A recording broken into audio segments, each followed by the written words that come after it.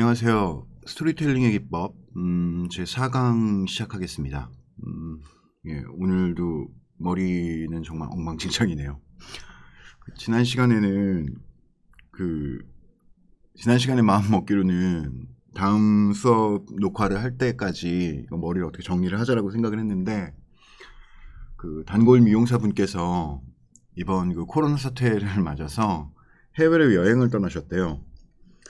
언제 돌아오실지 모르겠는데 뭐 다른 미용실이라도 가야 하나 하고 생각 중입니다. 예. 이번 시간에는 지난 시간에 말씀드렸던 것처럼 각각의 장르를 하나하나 살펴보는 시간을 가지려고 합니다. 첫 번째 살펴볼 장르는 공포물입니다. 공포와 환상에 관련된 여러 가지 이야기들, 그 이야기들의 역사를 따져보고 그 역사가 어떻게 지금의 현대적인 맥락으로 이어졌는지를 살펴보는 시간을 갖도록 하겠습니다. 예, 인사는 드렸으니 이제 얼굴은 치우도록 하겠습니다. 예. 스토리텔링의 기법 제4강 공포와 환상.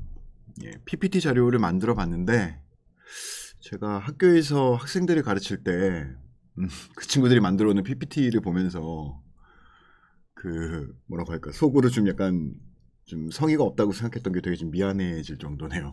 예. 아무튼 내용은 좀 잘 준비를 해봤습니다. 우선 공포물에 대해서 생각할 때 우리가 먼저 따져봐야 할 것들은 사회화와 문명화라는 요소입니다. 지금에 와서는 이제 이 말들이 굉장히 여러 가지 분화된 의미로 쓰이는데, 제가 지금 이야기하는 것들은 이른바 이야기하는 전근대 사회, 그러니까 근대 이전의 사회부터 근대화가 이루어지고 난 후의 사회가 맞이했던 어떤 변화들에 대해서 이야기해보고자 하는 겁니다.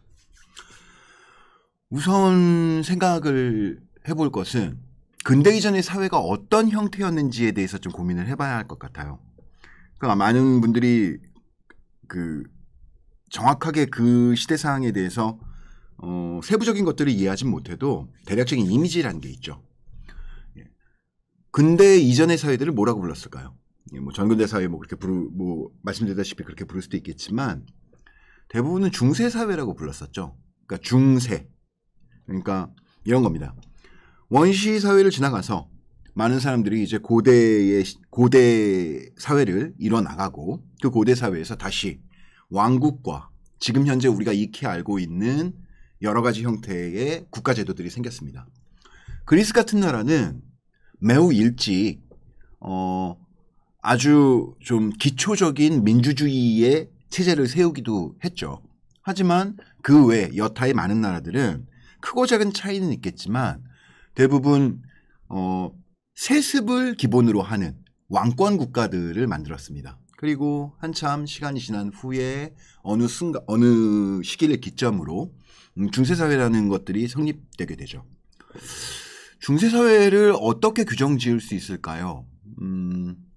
여러 가지 관점으로 바라볼 수 있을 것 같지만, 가장 크게 대두된 건 이제 서구 사회에서 기독교 중심의 국가들이 대부분을 차지하게 된 그 시기를 뜻하는 것 같아요. 많은 분들이 이제 역사적으로 그 이야기를 들어보셨을 것 같은데, 교황이 있죠. 예. 기독교를 믿는 기독교의 수장이 되는, 정확히는 이제 카톨릭이겠지만 카톨릭의 수장이 되는 교황이 있고, 이 교황들이 각각의 나라들과 여러 관계를 맺어나가는 속에서 특정한 사회 질서가 확립된 시기를 중세사회라고 할 수 있을 것 같습니다. 그런데 이제 이 중세사회라고 하면은 인간의 모든 가치가 신에 대한 믿음으로 집중된 사회라고 할 수 있을 것 같습니다. 그러니까 이런 겁니다. 사람이 살아가고 먹고 살고 이런 모든 삶들이 전부 신에게 바치는 일종의 제의의 형식을 띠게 된 사회예요. 예. 자발적인 제의라고 한다면 별 문제가 없죠. 그리고 뭐 상당 부분 자발적이었을 거고요. 왜냐하면 실제로 중세사회 사람들은 하나님에 대한 믿음 이외에는 삶 속에서 그렇게 중요한 가치가 있었던 것처럼 여겨지진 않아요. 물론 이제 각자 개개인의 삶은 전혀 다른 방식으로 이어지곤 했겠지만 적어도 사회의 전체적인 분위기를 사회를 관통하는 전체적인 분위기는 신에 대한 믿음으로 모두 집중되고 있었던 겁니다. 당연히 인간의 삶이란 거는 어떤 종교라든가 신에 대한 믿음만으로 성립될 수는 없다고 생각합니다.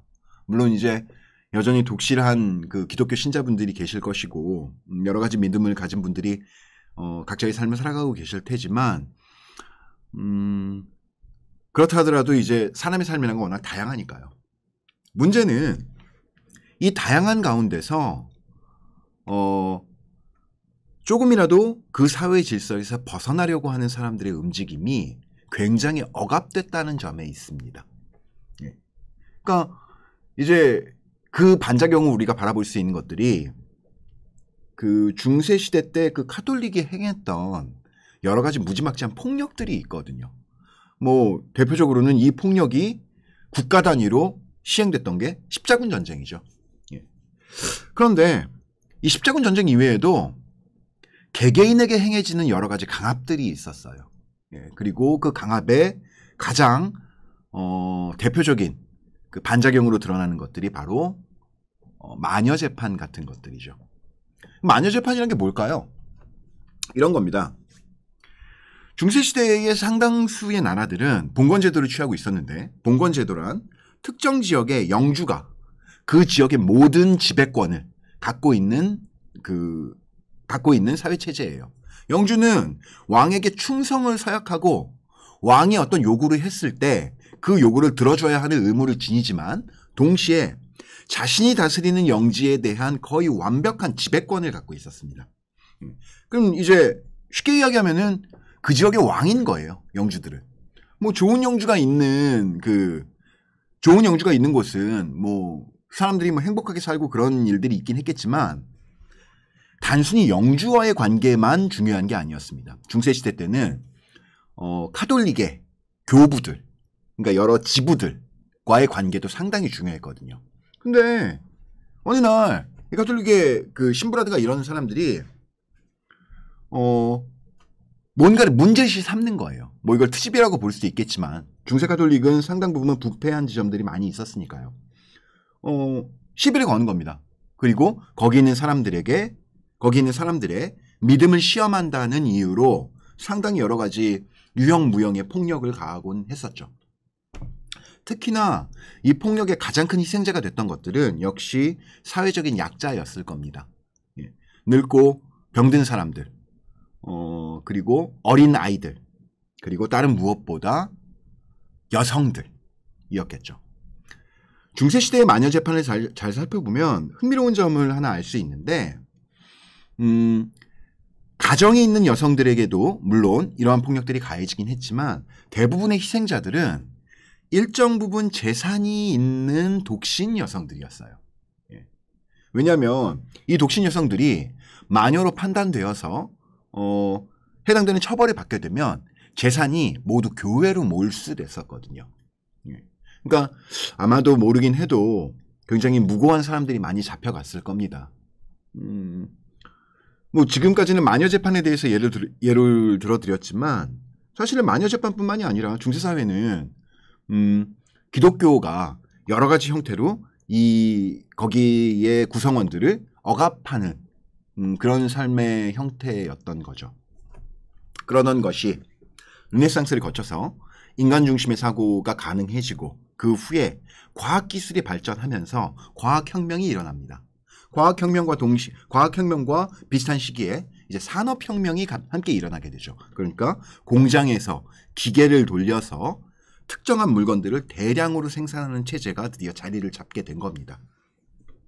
자, 이때 과학혁명과 산업혁명이 일어나자 어떤 일이 맨 먼저 벌어졌을까요?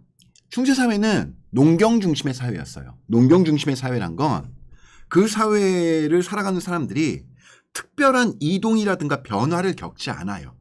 무슨 얘기냐면 우리 아버지가 농부면 나도 우리 아버지가 경작하던 밭을 물려받아서 먹고 사는 거예요. 그 밭을 일궈서. 그리고 나의 아이들은 나와 내가 일구던 밭을 다시 나처럼 물려받아서 농사를 지으면서 사는 거죠. 그런데 산업혁명이 벌어지자, 과학혁명이 벌어지자 더 이상 땅을 파서 그렇게 먹고 사는 게 그렇게 중요한 게 아니게 되어버렸어요. 사실은 땅이란 건 워낙에 한정된 자원인데 그 땅 위에 공장을 세워서 여러 가지 필요한 물건들을 대량으로 생산해버리면 훨씬 더 삶이 윤택해지는 거죠. 굉장히 일찍 이 산업혁명이라든가 과학혁명을 받아들인 나라들은 국가에서 주도적으로 공장을 짓고 사람들을 도시 노동자로 사람들을 이 공장에서 일하는 노동자로 훈련시키기 시작됩니다. 그 과정에서 의무 교육이 탄생하고 사람들의 문맹률이 줄어들고 덕분에 많은 사람들이 새로운 유흥의 거리로서 책, 특히 소설들을 바랬던 겁니다. 자, 다시 이제 그 근대 사회로 넘어왔는데 근대 사회로 들어가서 한번 생각을 해보죠. 나라에서 여러 가지를 지원해 줄 테니 농사를 짓는 사람들에게 도시로 와서 돈을 벌어라 라고 계속해서 유도를 했던 겁니다. 수많은 사람들이 공장이 지어져 있는 특정 지역에 몰려 살게 됩니다. 예. 현대적인 의미의 도시가 탄생하게 된 겁니다. 예. 그리고 이 현대적인 의미의 도시에 살게 됐다는 뜻은 일정 부분 중세시대라든가 기존의 사회가 억압했던 많은 사람들의 자유를 해방시키는 결과를 가져왔어요. 그러니까 가져왔습니다. 그런데 당연한 것처럼 이러한 해방에는 억압된 것들이 해방되는 과정에는 여러 가지 반작용들이 생겨났죠. 예. 그 반작용들에 대해서는 차차 좀 이야기를 해보도록 하고요. 아무튼 공장으로 몰려든 훈련된 노동자들은 이전의 사람들에 비해서 글을 읽고 쓸 줄 알았고 여러 가지 자신들에게 맞는 유흥, 여가거리를 찾기 시작했습니다. 최초로 발견한 이 사람들이 최초로 발견한 여가거리는 자극적인 신문 매체들이었습니다. 처음부터 신문들이 그 당시에 찍혀나오던 신문들이 처음부터 그렇게 자극적이었는지는 모르겠으나 얼마 지나지 않아서 굉장히 좀 약간 잔혹하고 사람들이 흥미를 가질 법한 여러 가지 충격적인 사건들이 이 신문 매체를 통해서 소개되게 됩니다. 당시에 몇 가지 이 소개됐던 잔혹 사건들의 경향들이 있는데요. 예를 들면 이런 것들입니다. 이런 것들입니다. 짐승에게 뜯겨먹은 시체가 발견됐다. 여기까지는 어쩌면 뉴스의 영역일지도 모르겠습니다. 그런데 자극적인 신문 매체들은 여기에 조미료를 MSG를 섞기 시작하죠. 그러니까 이게 과연 짐승의 짓이냐.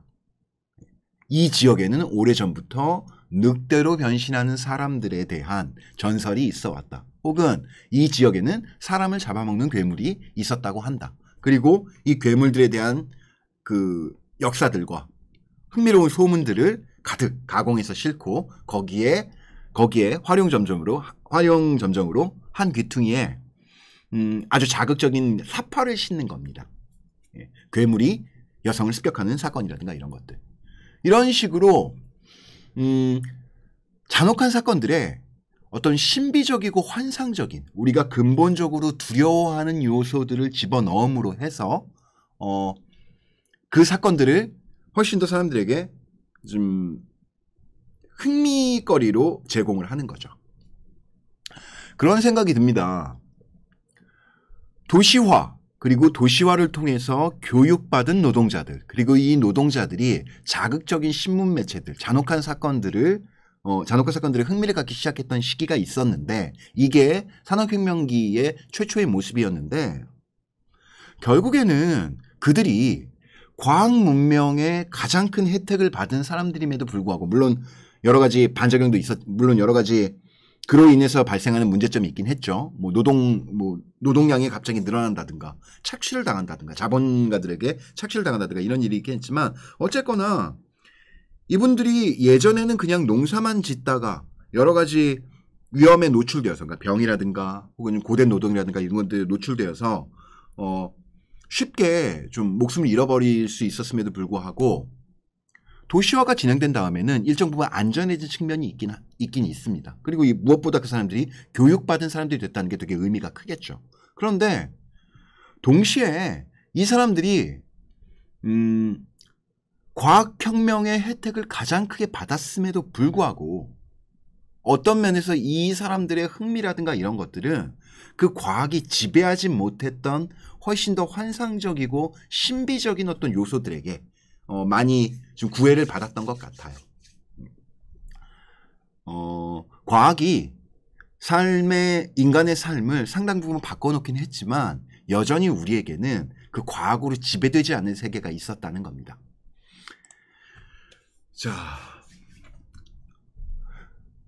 이러한 당시의 사람들이 그리고 아직까지도 많은 사람들이 매료되어 있는 공포는 어떤 요소로 이루어져 있을까요? 이제부터 그 각각의 요소들을 하나하나 살펴보려고 합니다. 지금 제가 여러분들에게 소개해드리려고 하는 관점은 굉장히 유명한 소설가인 스티븐 킹이 자의적으로 나눠놓은 세 단계예요. 아시다시피 아마 스티븐 킹이라고 하면은 많은 분들이 좀 귀에 익은 작가일 거라고 생각을 합니다. 잘 모르는 분들이라 하더라도 이분이 쓴 작품을 영화로 만든 영화의 제목을 몇 개 대기만 하면 아, 그 사람이라고 대부분 알아챌 수 있습니다. 한번 얘기를 해보죠. 최근에 이분의 소설 중에서 가장 그 이슈가 된 작품은 그것이라고 불리는 작품입니다. It. 예. 전형적인 굉장히 잘 만든 공포 영화예요.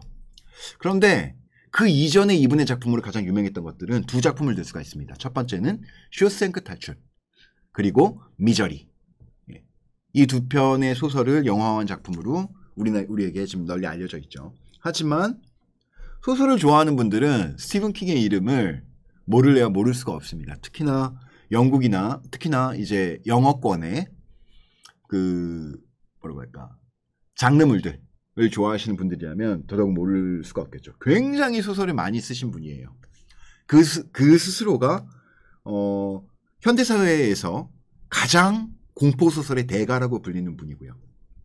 아무튼 스티븐 킹은 공포를 유발하는 요소들 그리고 우리가 반응하는 공포의 요소들이 크게 세 가지가 있다고 이야기를 했습니다. 여기 세 단계라고 되어 있는데 이 세 단계가 그 스티븐 킹이 구분한 세 가지 공포의 유형들이에요.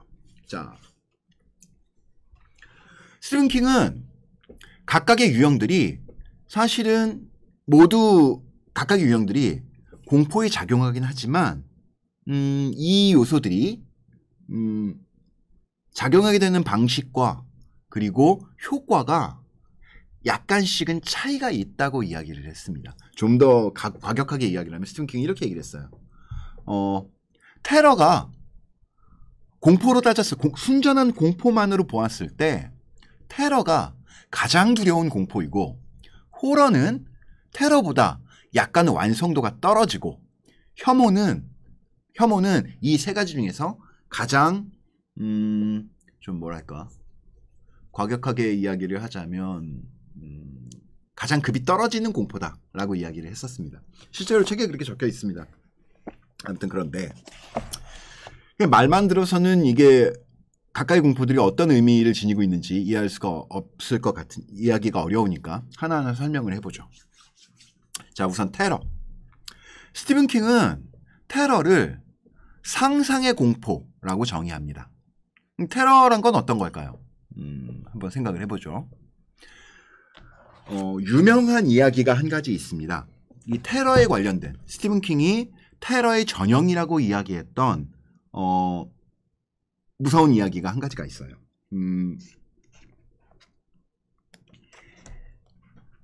이 무서운 이야기의 제목은 원숭이 발입니다. 여기 원숭이 발의 줄거리를 소개를 해드릴게요. 어떤 늙은 부부가 우연히 세 가지 소원을 들어준다는 원숭이 발을 얻게 돼요. 예. 처음에는 이 원숭이 발을 얻은 다음에 이 두 부부가 저녁 식사 시간에 이 원숭이 발에 대해서 이야기를 하면서 이 원숭이 발에 대해서 얘기를 하면서 이 줄거리가 시작이 되는 거죠. 그러니까 세 가지 소원을 들어준다고는 하는데 이게 진짜로 뭐 실현이 가능한 거냐, 그렇게 의심을 하게 되는 거예요. 그래서 처음에는 이 부부가 200파운드를 달라는 소원을 빕니다. 예. 그런데 그 다음날이 되자 부부의 외아들이 직장에서 사고로 죽게 됩니다.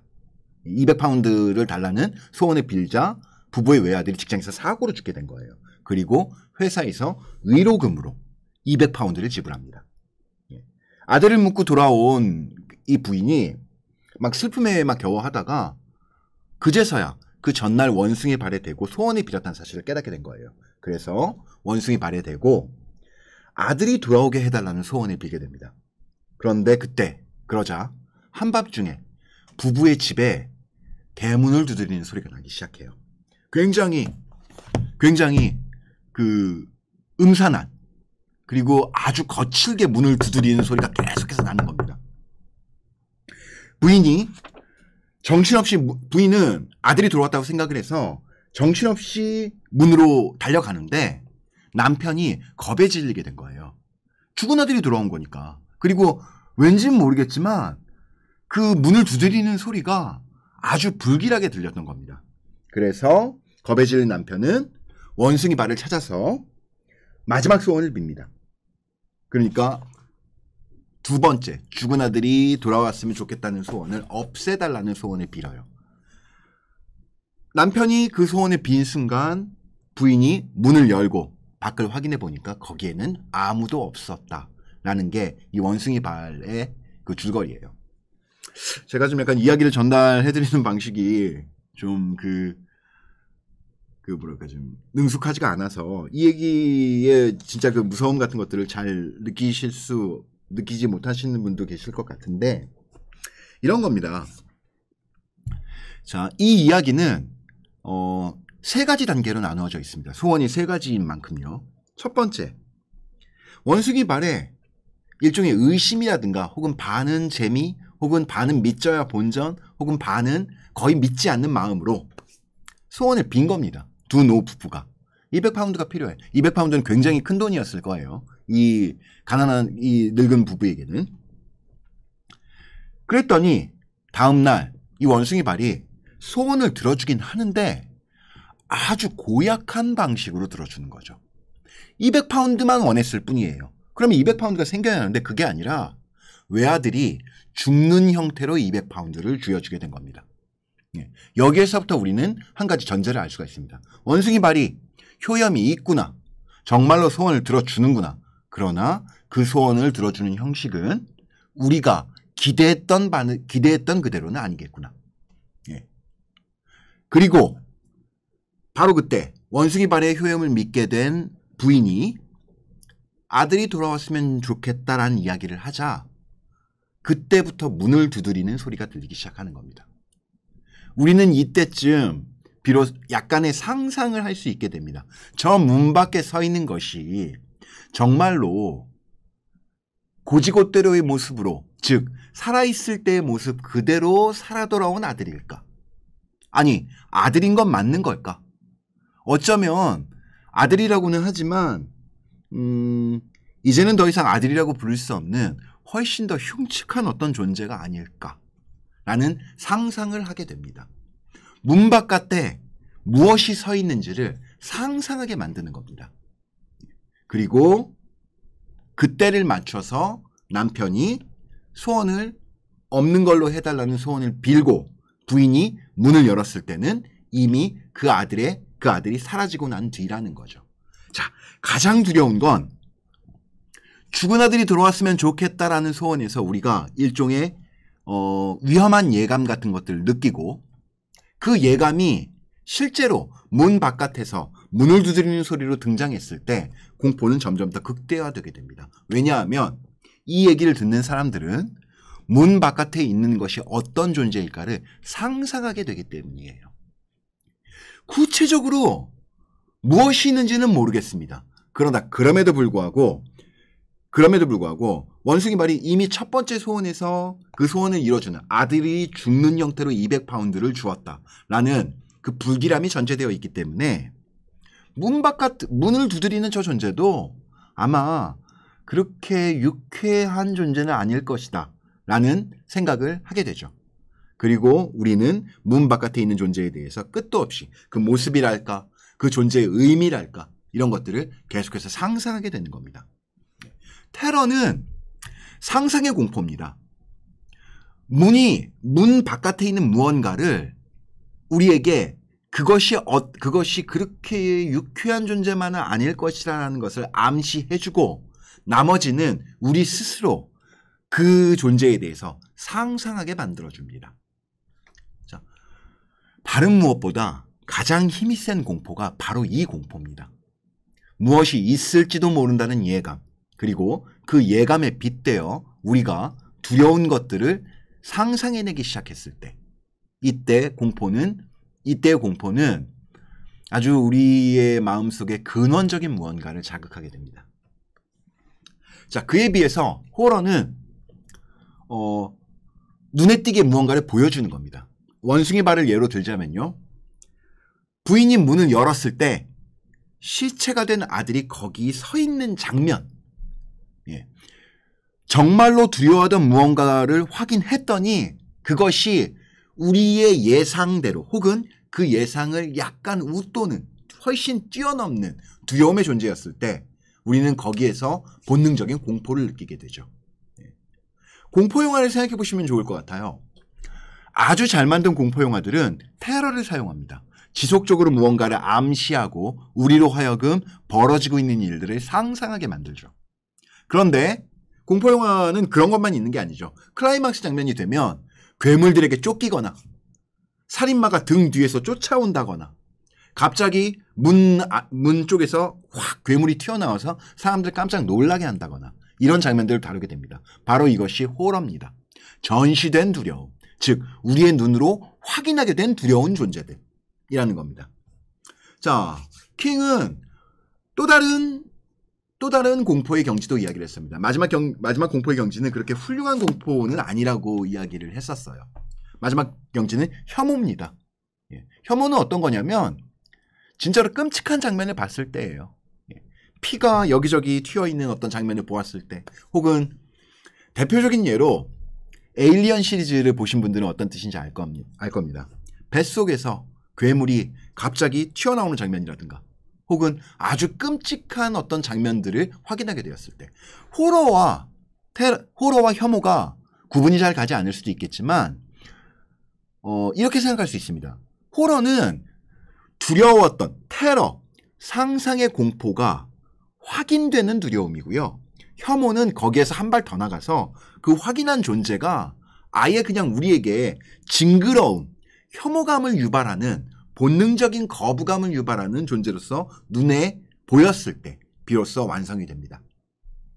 킹은 이 세 가지 공포의 단계를 상당히 중요시했습니다. 스토리텔링의 그 관점으로 봤을 때 역시 작가들이 가장 지향해야 하는 공포는 테러일 겁니다. 이건 단순히 공포의 문제만이 아닙니다.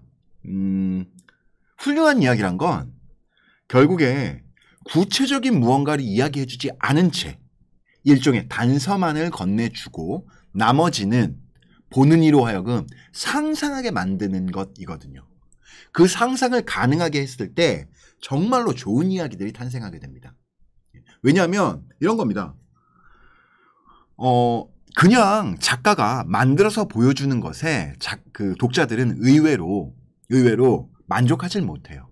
독자들이 진짜 만족할 때는 작가가 섬세하게 직조된 암시들을 건네주고 그 암시로 인해서 자신이 무언가를 상상하게 됐을 때 독자들은 그 이야기에 비로소 만족하게 됩니다. 여기에는 좀 다른 이론들이 들어가고 있는데 이거는 오프라인 수업 때 좀 굉장히 구체적으로 많이 다루는 내용이기도 합니다. 예, 아무튼 공포에는 세 가지 단계가 있다는 겁니다. 자, 이제